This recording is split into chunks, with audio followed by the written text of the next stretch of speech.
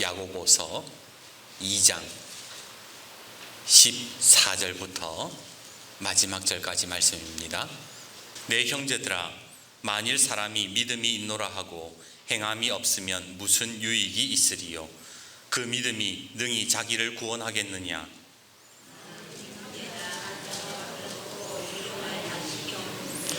너희 중에 누구든지 그에게 이르되 평안히 가라, 덥게 하라, 배부르게 하라 하며 그 몸에 쓸 것을 주지 아니하면 무슨 유익이 있으리요?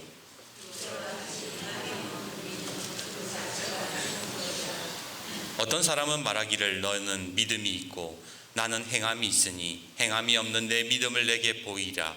나는 행함으로 내 믿음을 내게 보이리라 하리라.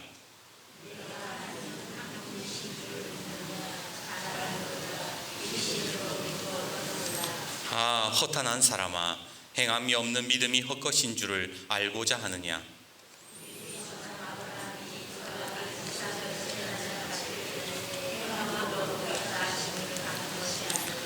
내가 보거니와 믿음이 그의 행함과 함께 일하고 행함으로 믿음이 온전하게 되느니라.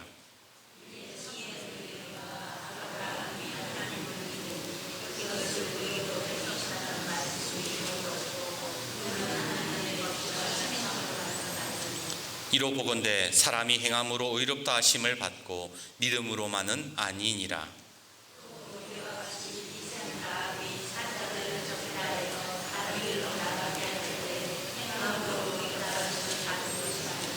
같이요. 영혼 없는 몸이 죽은 것 같이 행함이 없는 믿음은 죽은 것이니라. 높은 뜻 정의교회 오대식 목사님의 책에 보면 목사님이 일본에서 목회를 하셨어요. 이분이 목회를 하실 때에 어떤 교회에 설교하러 가셨다가 깜짝 놀랐던 이야기를 합니다. 왜 보통 헌신 예배 때 특송 순서가 있잖아요. 그런데 특송하러 사람들이 나오는데 그 사람들이 특송하고는 어울리지 않은 사람들이었던 거예요. 딱 봐도 일반적이지가 않습니다. 하얀색 라운드 티에 두꺼운 몸 밖으로 이 금목걸이가 드러나 있어요. 양복 사이로 슬쩍슬쩍 보이는 그 어지러운 문신들, 이것은 누가 말하지 않아도 조직폭력배 일본의 야쿠자였던 겁니다. 생각해 보세요. 특송한다고 사람들이 나오는데 한 명도 아니고 세 명이서 탁 떡대가 이래가지고 특송하러 세 명이서 뚜벅뚜벅 걸어 나오는데 왜 놀랍지 않겠습니까? 그런데 막상 이 사람들이 찬양을 부르자 목사님은 더 놀라고 말았습니다. 이 사람들의 찬양이 너무나도 감동적이고 진실된 거예요. 그렇게 이 사람들이 찬양을 부른 후에 두목처럼 생긴 사람이 앞으로 한 걸음 앞으로 딱 나오더니 이런 간증을 하는 거예요. 지금 여기선 우리들에게 세 가지 공통점이 있습니다. 첫째, 여기에 있는 우리 모두는 야쿠자였다는 사실입니다. 둘째, 저희들의 아내가 다 한국 사람들입니다.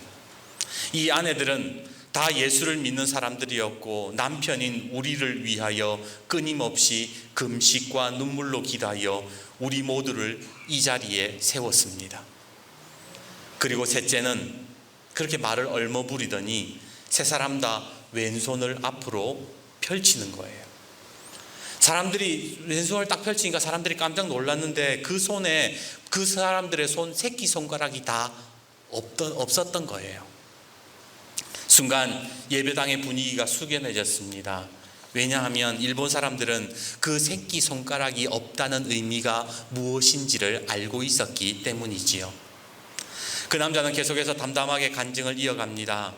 저희들은 오랜 야쿠자로 살면서 중간 간부까지 올라갔지만 예수님을 믿고 은혜를 알고 나니 더 이상 그 생활을 할 수가 없었습니다. 그래서 야쿠자 두목을 찾아가 더 이상 조직에 몸담을 수 없다고 말하고 자신들이 하는 일이 하나님의 방법이 아니기에 조직을 떠나겠다고 말을 했던 겁니다. 처음에는 농담인 줄 알고 야쿠자 두목이 받아들이지 않았지만 그들의 마음이 진심인 것을 이내 알고는 모든 조직원을 불러서 그 조직원들이 보는 앞에서 그들은 칼로 스스로 새끼손가락을 자르고 그 조직에서 탈퇴를 했던 거예요. 이후 거기에서 큰 은혜를 받은 목사님이 본교회로 돌아가서 성도들에게 그렇게 이야기합니다. 여러분은 예수님을 위해서 무엇을 잘라내셨습니까? 오늘 목사님의 말씀을 빌려서 저도 여러분에게 똑같이 물어보고 싶습니다. 여러분들은 정말로 예수님을 사랑하기 위해서, 예수님을 믿기 위해서 무엇을 잘라내셨습니까? 언젠가 한 목사님이 자기는 새벽 기도만 없으면 살 것 같다는 말에 선배 목사님이 그렇게 말했어요. 밤 10시에 이후의 삶을 버리면 됩니다. 잘라내라는 거예요.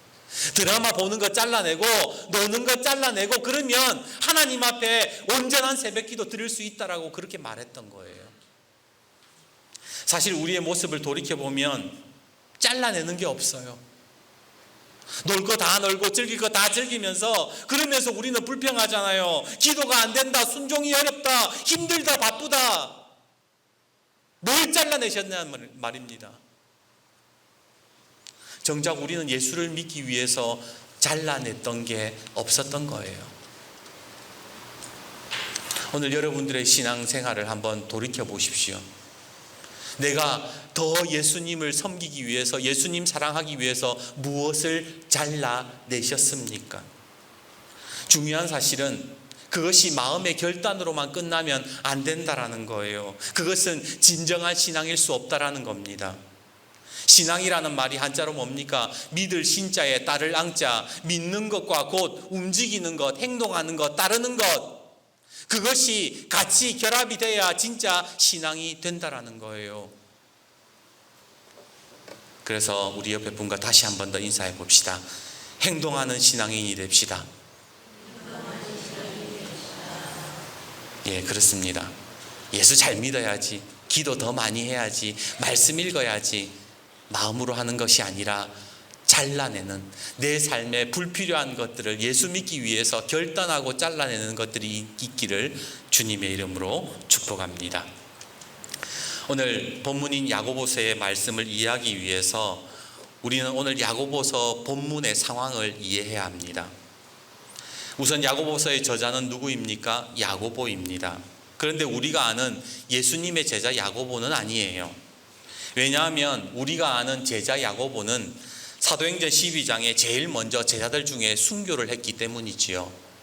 그래서 성경학자들은 마가복음 6장에 나오는 예수님의 형제 야고보일 것이라고 그렇게 추측을 합니다. 중요한 사실은 이 야고보서가 말씀을 기록했던 당시의 상황은 로마의 핍박이 극에 달했던 시대였다는 겁니다. 우리가 잘 아는 로마 황제 네로를 비롯해서 수많은 박해가 있었고, 많은 기독교인들이 사자밥이 되고 순교를 당하고, 살아남은 자들은 지하 카타콤에서 도망다니고 숨어 지냈던, 그렇게 신앙을 지켜내던 시기였습니다. 그렇다면 이렇게 핍박이 심했던 시기에 당연하게 요구되는 것이 무엇이었겠습니까? 믿음이었겠지요. 이런 상황에서 믿음을 잃으면 안 되잖아요.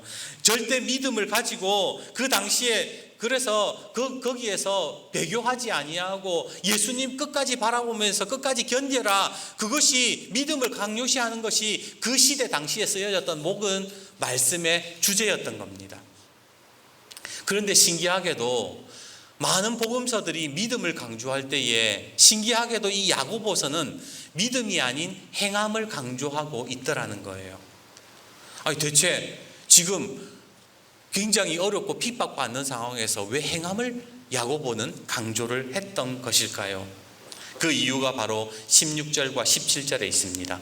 우리 오늘 말씀 16절, 17절 같이 한번 읽어보겠습니다. 16절과 17절입니다. 읽습니다. 시작. 너희 중에 누구든지 그에게 이르되 평안히 가라, 덥게 하라, 배부르게 하라 하며 그 몸에 쓸 것을 주지 아니하면 무슨 유익이 있으리요? 이와 같이 행함이 없는 믿음은 그 자체가 죽은 것이라. 야고보가 만난 예수님은요, 말로 끝내는 분이 아니었어요. 말로 평안히 가라, 평안히 해라, 덥게 해라, 배부르게 해라 말씀만 하는 분이 아니었다는 거예요. 예수님은 오병이어로 배고픈 사람들을 직접 먹이셨고 병든 사람을 직접 치유하셨고 믿음 없는 자에게는 믿음 주시고 실족한 자는 위로하셨습니다. 예수님의 사역을 보면 말로 하는 사역이 아니라 다 뭐예요? 움직이는 사역이었고 행함의 사역이었다는 거예요. 그런데 야고보가 지금 핍박당하고 있는 이 어려운 시기에서 그리스도인들을 보니까 뭐 하고 있다는 거예요? 말만 하고 있다는 거예요. 말로 서로 힘드니까 평안히 가라, 배부르게 하라, 덥게 하라, 그렇게 말했다라는 거예요. 그게 무슨 의미가 있냐라는 거예요. 예수 믿는 사람은 말로만 하는 사람이 아니라는 것을 지금 이야기하고 있다라는 겁니다.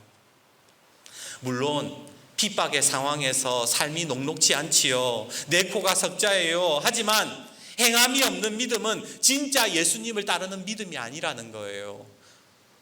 그것은 참된 복음이 될 수가 없다라는 것을 야고보는 이야기해주고 싶었던 겁니다.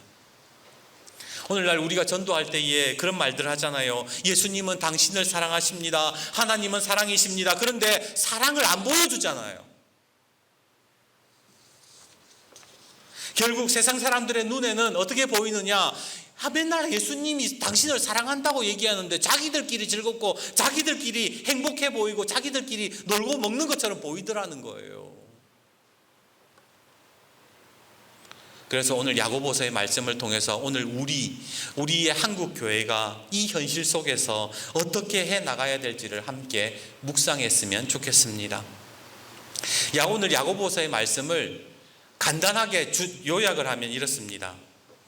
야고보서 1장에서 5장까지가 있는데 이 말씀이 어떤 내용이냐면 이런 거예요. 지금 우리의 믿음은 핍박과 환난으로 시련을 당하고 있습니다. 이런 때에 우리가 어떻게 해야 승리할 수 있을까? 바로 행함이 있는 믿음이 있을 때에 승리한다. 이게 야고보서의 내용이라는 거예요. 오늘 한국 교회의 모습도 비슷하지 않습니까? 우리가 손가락질 받고 우리가 무시당하는 이러한 신앙 속에서 우리가 어떻게 하면 승리할 수 있을까요? 바로 행함이 있는 믿음이어야 된다라는 것이지요. 말씀을 준비하다가 예전에 들었던 그 고구마 전도왕 김기동 집사님의 간증이 생각이 났어요. 한 번쯤은 여러분 들어보셨을 것 같은데 이제는 집사님이 목사님이 되셨죠. 그분이 집사로 계실 때에 아파트를 샀던 이야기를 합니다. 서울 쪽에 예나 지금이나 아파트 값이 얼마나 비쌉니까? 아무리 있는 돈 없는 돈 긁어도 이 원하는 아파트를 살 수가 없었던 거예요. 그러던 차에 여기저기 알아보고 복덕방 아저씨한테 막 부탁도 하고 그래서 이렇게 아름아름 알아보는데 한 복덕방에 갔던데 아저씨가 그러는 거예요. 집이 하나 있기는 한데 순간 눈이 번쩍 뜨였죠. 그거 살게요. 그거 우리 집이에요. 두 말 안 하고 살 테니까 그 집 우리에게 주세요. 근데 아저씨가 말리는 거예요. 이유를 알고 보니까 그 집이 귀신 붙은 집이랬대요. 그 집에 귀신이 살아가지고 그 집에 이사 가는 사람 몇 사람이나 죽어 나갔다라는 겁니다. 그래서 집값이 똥값이 된 거예요. 그때 집사님은 믿음이 불같이 막 일고 있을 때라서 그 자리에서 두말 없이 계약을 했습니다. 이사하던 날 아무것도 모르는 아이들은 새 집이 생겼다고 좋아서 벌쩍벌쩍 뛰고 집사님의 아내는 하루 종일 이사했느라 피곤했는지 그 자리에서 골아 떨어졌습니다. 근데 이상하게도 집사님이 잠이 안 오는 거예요. 잠을 자야 되는데 자꾸만 뒷머리가 쭈뼛 서고 왠지 뭐가 있을 것 같고 뭐가 자꾸 돌아다니는 것 같더래요. 그래서 도저히 안 되겠다 싶어서 아내를 깨웠습니다. 안 되겠다. 내 지금 기분이 너무 이상하다. 우리 기도 좀 하자. 그렇게 아내 손을 잡고 예수의 이름으로 사탄 마귀는 물러가라 그러면서 막 대적 기도를 시작했던 겁니다. 나사렛 예수의 이름으로 물러갈 지어다 그렇게 막 기도하는데 순간 집사님의 귀에서 이상한 소리가 들려요. 그만해. 순간 머리털이 천장으로 팍 솟구쳤습니다. 집사님은 질 수 없어서 더 세게 기도했대요. 물러가라. 예수의 이름으로 물러가라. 그때마다 자꾸만 귀에서 그만해. 나중에 알고 봤더니 집사님이 얼마나 긴장을 했던지 아내의 손을 너무 세게 잡아가지고 아내가 그만해라고 했던 거예요. 귀신이 기도 그만해라고 얘기했던 게 아니라 너무 집사님이 무서워가지고 아내 손을 잡고 막 예수 이름으로 물러가라 그랬더니 아내가 손이 아파서 그만해라고 했던 거죠. 그렇게 집사님은 사람이 죽어나가던 집에서 아무 탈 없이 1년을 지냈고, 다른 곳으로 이사하던 날 집주인이 와서는 집사님에게 큰 절을 했대요. 살아있어줘서 고맙고 귀신 나오는 집 딱지 떼줘서 고맙습니다. 사랑하는 여러분, 하나님이 언제 영광 받으실까요? 바로 우리의 믿음이 행동으로 드러날 때에 하나님은 영광을 받으십니다. 하나님 사랑합니다, 저는 하나님 믿습니다 하는 말이 아름다운 고백일 수 있지만 그것만으로 하나님께서 영광 받으시는 것은 아닙니다. 우리의 믿음이 행함으로 드러날 때에, 우리의 삶으로 나타날 때에 하나님이 영광 받으시는 거예요. 믿음으로 고난을 이겨내며 믿음으로 하나님의 능력을 나타내고 믿음으로 선한 일을 행할 때에 하나님이 영광을 받으시더라는 거예요. 야고보는 지금 그 이야기를 하고 싶은 겁니다.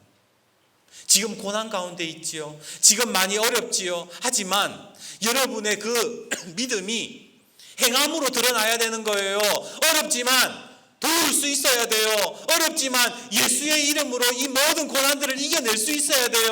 여러분의 행하는 그 모습을 통해서 하나님의 복음이 이루어지고 하나님의 능력이 나타나고 하나님이 영광을 받으십니다. 그 얘기를 하고 싶었던 거예요.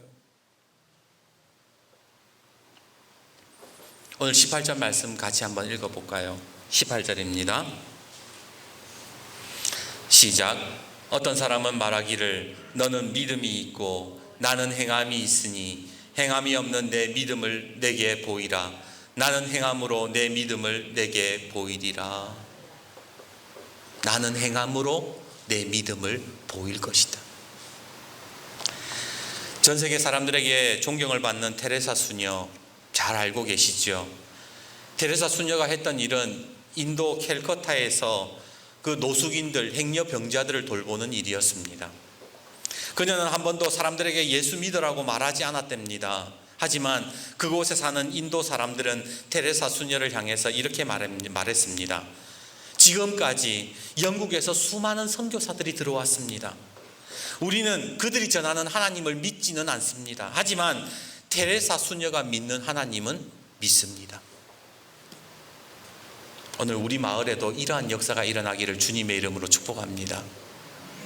하나님이 어떤 분이신지 예수님이 누구이신지는 잘 몰라도 장로님이 믿는 하나님이라면 나 그거 믿어볼게요. 우리 권사님, 우리 집사님이 믿는 예수님이라면 나 그 예수님 살아계심을 믿습니다. 그렇게 말하는 역사들이 있기를 주님의 이름으로 축복합니다. 그게 행함이 있는 믿음이라는 거예요. 이제 21절과 22절 말씀을 읽어봅시다. 21절과 22절 말씀 같이 읽습니다. 시작. 우리 조상 아브라함이 그 아들 이삭을 제단에 바칠 때에 행함으로 의롭다 하심을 받은 것이 아니냐.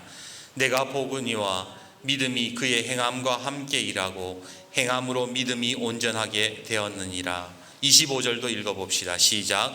또 이와 같이 기생 라합이 사자들을 대접하여 다른 길로 나가게 할 때에 행함으로 의롭다 하심을 받은 것이 아니냐. 오늘 본문에 야고보는 행함이 얼마나 중요한지를 가르쳐주기 위해서 두 사람을 예를 듭니다. 하나는 누구입니까? 아브라함이에요. 그리고 하나는 누구? 기생 라합이에요. 저는 말씀을 준비하면서 왜 하필 야고보 사도가 아브라함과 기생 라합을 예로 들었을까라는 생각을 했습니다. 성경에 얼마나 믿음의 사람들 많아요. 행함으로 하나님께 영광 돌린 사람들 얼마나 많습니까? 그런데 왜 하필이면 아브라함과 기생 라합이냐라는 겁니다. 그 이유는 이 두 사람이 행함으로 하나님께 인정을 받았기 때문이에요.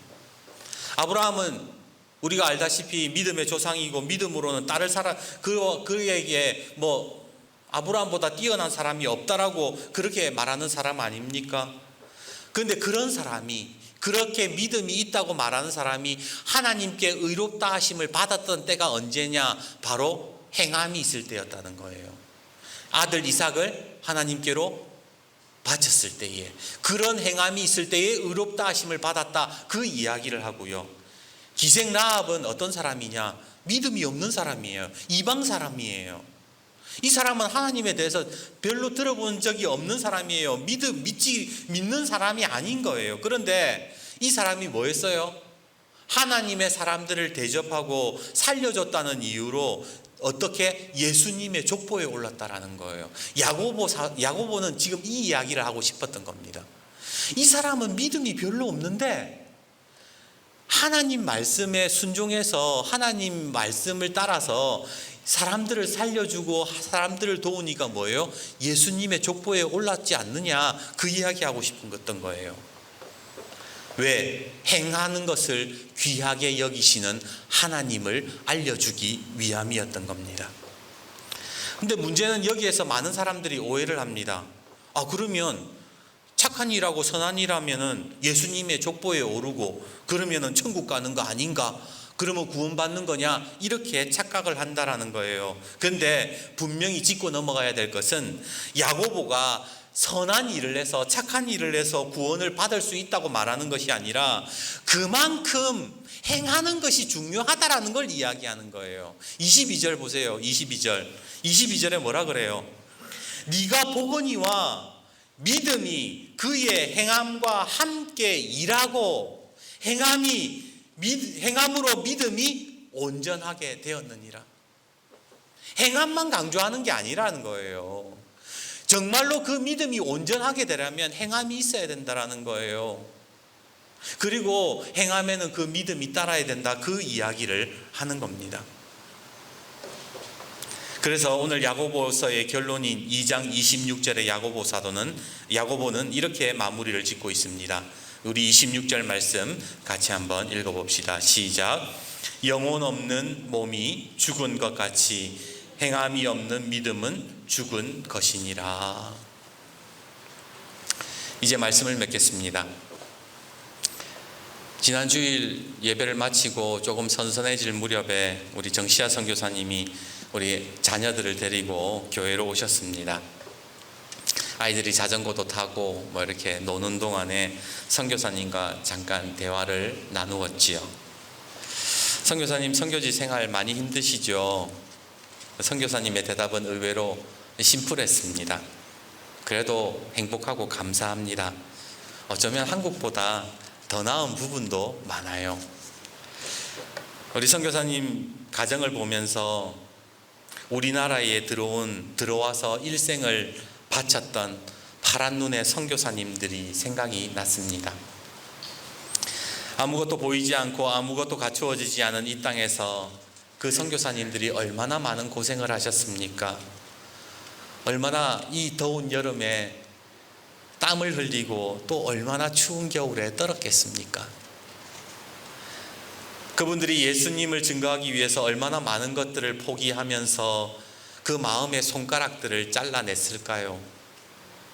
그럼에도 불구하고 오늘 그분들의 드러나는 행위, 드러나는 믿음, 행함을 통하여서 오늘 이 자리에 교회가 섰고 선교사님과 제가 대화를 나눌 수 있었던 겁니다.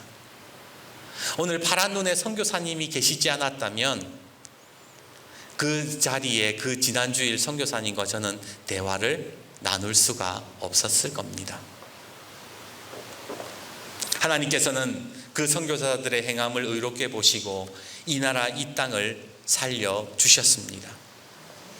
오늘 우리 하나님께서도 우리 정시아 선교사님과 사모님 그리고 우리 자녀들의 삶을 통해서 그 땅을 치유하실 것을 믿습니다.